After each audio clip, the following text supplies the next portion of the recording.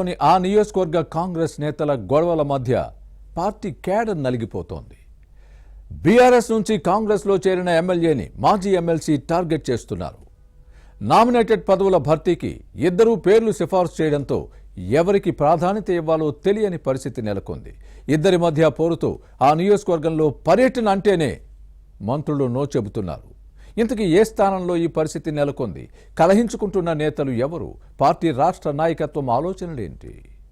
Was the story?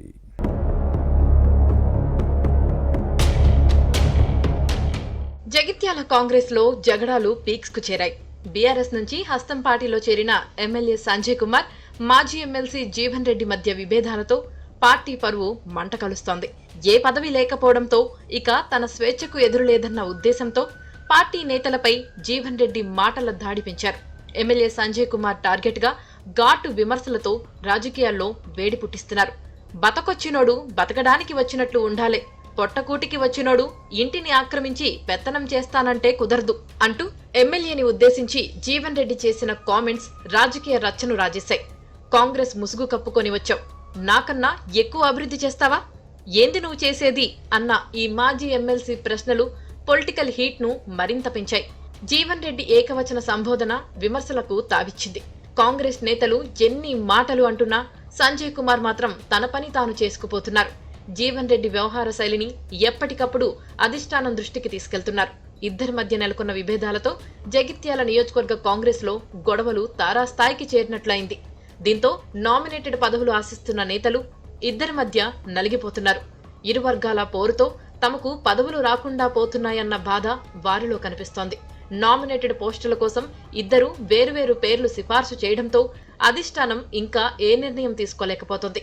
ఒకరి అనుచరులకు ఇస్తే ఇంకొకరిని తక్కువ చేసినట్లు అవుతుందన్న కారణంగానే అన్ని పదవులను పెండింగ్ లో పెట్టేసింది. ఇది జీవన్ రెడ్డికి ఆగ్రహాన్ని తెప్పిస్తోంది.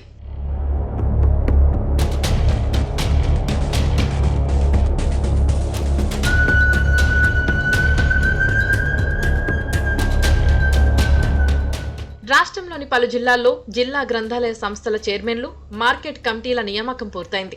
కానీ జగిత్యాలలో మాత్రం ఈ పదవులను భర్తీ చేయలేదు. అటు జీవన్ రెడ్డి, ఇటు సంజయ్ కుమార్ వేరువేరుగా పేర్లు ఇవ్వడంతో అధిష్టానం నియామకాలను నిలిపివేసిందంటారు. ఈ ఇద్దరు నేతలు సిఫార్సు చేసిన వారిని పక్కన పెట్టి వేరే వారికి ఇచ్చే అంశం టీపీసీసీతో పాటు ప్రభుత్వ పెద్దల పరిశీలనలో ఉంది.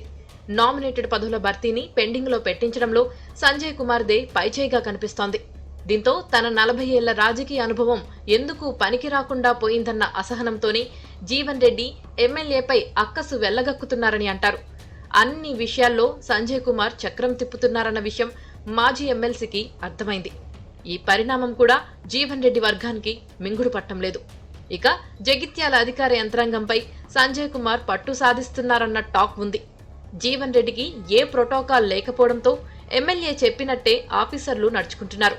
ఇద్దరి వ్యవహారం ఎలా ఉన్నా పదవులు ఇచ్చే విషయంలో అధిష్టానం ఆలోచన చేయాలని హస్తం పార్టీ కార్యకర్తలు కోరుతున్నారు.